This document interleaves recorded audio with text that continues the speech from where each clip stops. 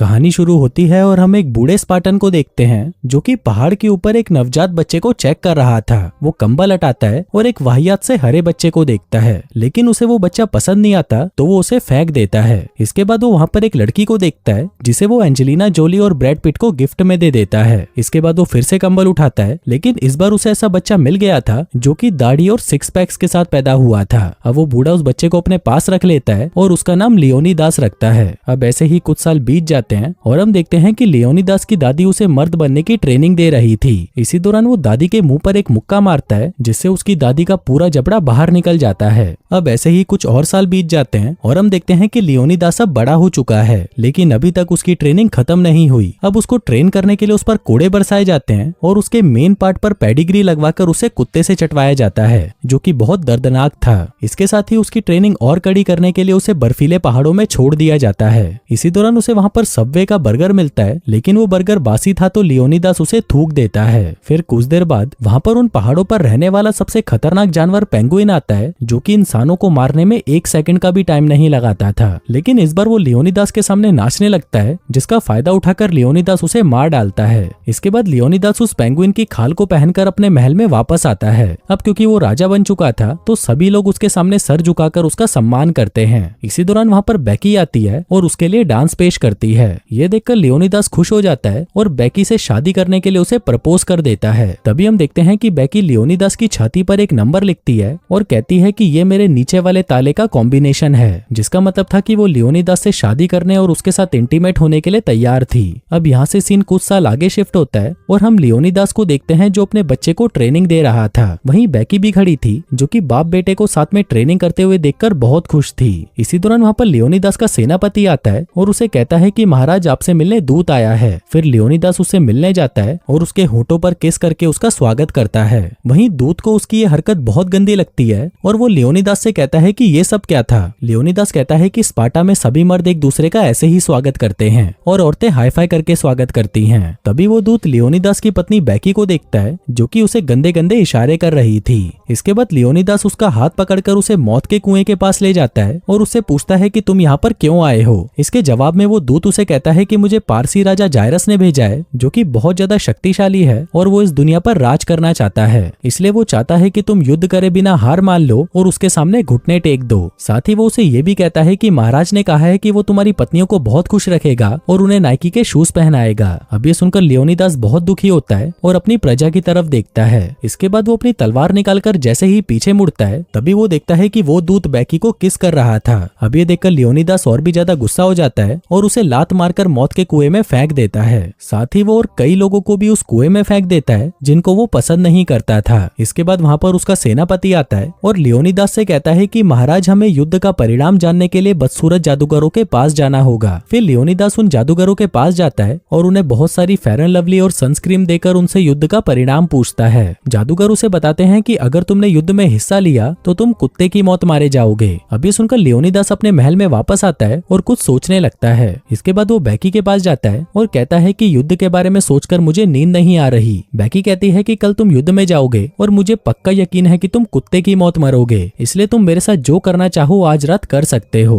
अब ये सुनकर दोस्तों आप भी वही सोच रहे होंगे जो मैं सोच रहा हूँ कि शायद लियोनीदास अब उसके साथ इंटीमेट होने वाला है, लेकिन ऐसा कुछ नहीं होता। वो गधा तो उसे उठाकर एक्सरसाइज करने लगता है। फिर अगले दिन लियोनीदास अपने सेनापति के पास आता है और उसे कहता है कि मुझे युद्ध में 300 लोगों की जरूरत है, लेकिन इस पर सेनापति कहता है कि उसके पास सिर्फ ये 10 ही लोग बचे हैं, क्योंकि जायरस का नाम सुनकर सभी सैनिक यहाँ से भाग गए। तभी वहाँ पर बेकी आती है और वो लियोनीदास को उस पेंगुइन की चोंच से बनी हुई माला पहनाती है और कहती है कि जीत कर आना। इसी दौरान हम उसके राज्य के एक गद्दार को देखते हैं, जो कि किंग जायरस को मैसेज करके लियोनीदास और उसकी सेना के बारे में बता देता है। इसके बाद लियोनीदास अपनी सेना को तैयार करके नाचते गाते हुए युद्ध की तरफ निकल पड़ता है। फिर थोड़ी ही देर में वो उस सकरे रास्ते तक पहुंच जाते हैं जहाँ पर वो किंग जायरस की सेना को आसानी से हरा सकते थे। अब इतना लंबा सफर तय करने से वो लोग थक चुके थे, इसलिए वो लोग फ्रूटी और कोल्ड ड्रिंक्स पीने लगते हैं। इसी दौरान वहाँ पर पर्शियन सेना भी आ जाती है और उसका सेनापति लियोनीदास को हार मानने के लिए कहता है, लेकिन लियोनीदास बिना युद्ध करे ऐसे हार मानने से मना कर देता है। तभी लियोनीदास का एक मोटा सैनिक आकर उन पर हमला करने लगता है, लेकिन वो गधा जैसे ही जोर की छलांग मारता है वो एक पहाड़ से टकराकर सीधा नीचे गिर जाता है। आगे युद्ध की घोषणा की जाती है, लेकिन ये लोग युद्ध न करके डांस कंपटीशन करने लगते हैं। अब यहाँ पर ये कंपटीशन लियोनीदास की सेना जीत जाती जाती है, जिसके बाद वो पर्शियन सेना को पहाड़ से धक्का देकर मार डालते हैं। अब इस जीत की खुशी में वो लोग बियर खोल लेते हैं और सेलिब्रेट करने लगते हैं। दूसरी तरफ हम महल में बेकी को देखते हैं जो कि अपनी मसाज करवा रही थी।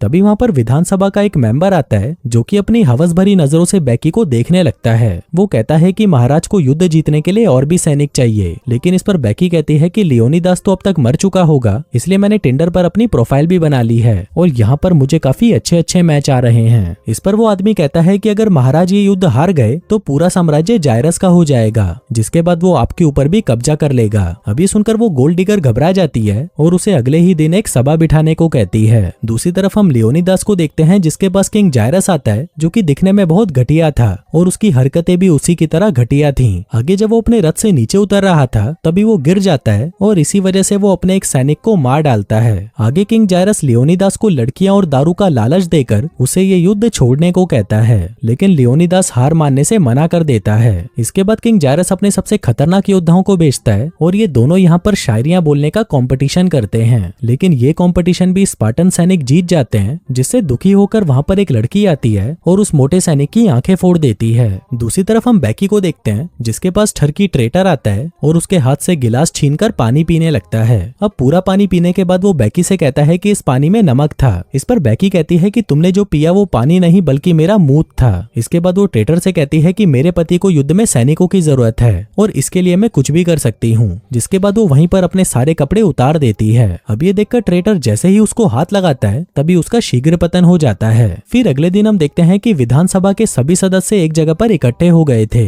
जिसके बाद वहाँ पर बेकी आती है और अपना अश्लील डांस दिखाकर उन लोगों को एंटरटेन करने लगती है। वो कहती है कि मेरे पति को जंग में सैनिकों की जरूरत है, लेकिन तभी वहाँ पर ट्रेटर आता है और सबको कहता है कि ये कोई रानी नहीं बल्कि एक बाजारू औरत है। अब ये सुनते ही बेकी को गुस्सा आ जाता है और वो वैनम बनकर ट्रेटर को मिट्टी में मिला देती है। वहीं पर एक सांसद को ट्रेटर का मोबाइल मिलता है जिसको देखकर वो लोग समझ जाते हैं कि ट्रेटर एक गद्दार था। जिसके बाद वो बेकी की मदद करने के लिए तैयार हो जाते हैं। दूसरी तरफ हम एक सैनिक को देखते हैं जो कि उछलता हुआ लियोनिदास के पास आता है और उसे कहता है कि राजा जायरस को हमारे इस खुफिया रास्ते के बारे में पता चल चुका है और वो किसी भी वक्त अपनी 1 लाख लोगों की सेना लेकर यहाँ पर आता ही होगा। अब ये सुनकर लियोनिदास अपने अंधे सिपाही के पास जाता है और उसे अपनी पेंगुइन वाली चोंच निकाल कर देता है। कहता है कि इसे जाकर रानी बेकी को दे देना। तभी वहाँ पर किंग जायरस की सेना पहुंच जाती है। किंग जायरस लियोनिदास को अपने आगे फिर से झुकने को कहता है, लेकिन लियोनिदास उसे मना कर देता है। तभी जायरस अपना मोटा दिमाग लगाने के बाद लियोनिदास से कहता है कि देखो तुम्हारे शूलेस खुले हैं। फिर जैसे ही लियोनिदास अपने शूलेस बांधने के लिए नीचे झुकता है तभी किंग जायरस कहता है कि देखो मैंने तुम्हें अपने आगे झुका ही दिया। अब इस खुशी में वो हाई फाई करता है, लेकिन ये देखकर स्पार्टन सिपाही हंसने लग जाते हैं क्योंकि स्पार्टा में सिर्फ लड़कियां ही हाई फाई करती थीं। अब ये देखकर जायरस को गुस्सा आ जाता है और वो कॉल करके अपनी 1 लाख सेना को वहां पर बुला लेता है। कुछ देर बाद वहां पर 2 सिपाही आते हैं जो कि अपने साथ एक ब्लू स्क्रीन लेकर आए थे।